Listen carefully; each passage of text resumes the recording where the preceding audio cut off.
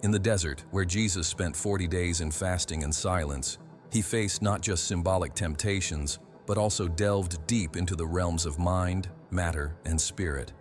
It was there that his transformation took shape. It was there that the initiate was decoded. The threefold structure of temptation, power, pleasure, and pride represents the final strongholds of the ego that must be overcome before consciousness can access higher levels of manifestation. This is not an arbitrary test. Rather, it is a challenge that all initiates, throughout history, are called to confront. The distinction lies in the depth of the confrontation and the radical nature of surrendering to the inner light. The parables that Jesus used were not just poetic illustrations, they were coded languages. The Gospels are filled with metaphors designed to awaken intuitive understanding. The sower, the mustard seed, the yeast in the dough, the field with hidden treasure. These elements are not ordinary teaching stories, but symbolic maps of the soul. Each metaphor represents a stage, a key, a level of consciousness. Those who have ears to hear realize that Jesus spoke to the initiated beneath the surface of his words. He activated the heart, not just the mind. He spoke to the spirit, not to the conditioned intellect. The healing process he demonstrated wasn't a spectacle for the masses. It was the direct application of deeply understood spiritual laws.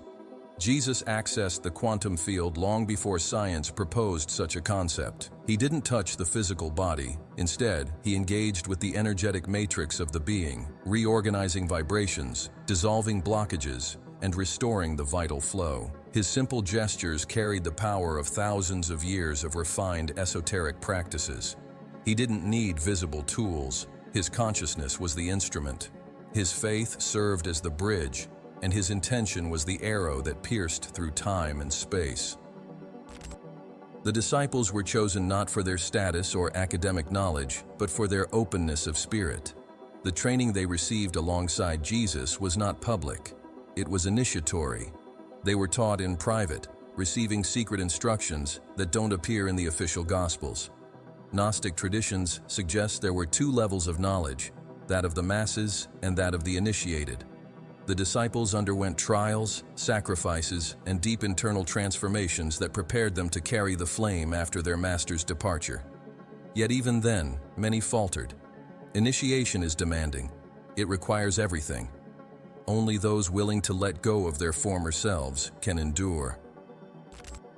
The kingdom of God, as Jesus himself stated, does not come with outward appearance. He said, "The kingdom is within you." This phrase, often repeated yet rarely understood, encapsulates the essence of the initiatory path. Jesus never intended to establish an institutional religion. Rather, he called for a return to our origins, a deep dive into the sacred within, an awakening of the dormant divinity. He didn't require temples, but rather silence. He didn't ask for beliefs, but for presence. His call was radical. Deny yourself, take up your cross, and follow me.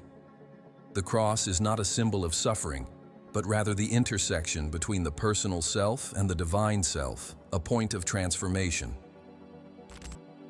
Throughout history, countless thinkers and esoteric masters have recognized this hidden dimension of Jesus. Rudolf Steiner saw him as the turning point in humanity's spiritual evolution. Jacob Boehme acknowledged his role as the alchemist of the soul. Yogananda compared him to the great rishis of the East. Each, in their own way, looked beyond the institutional image.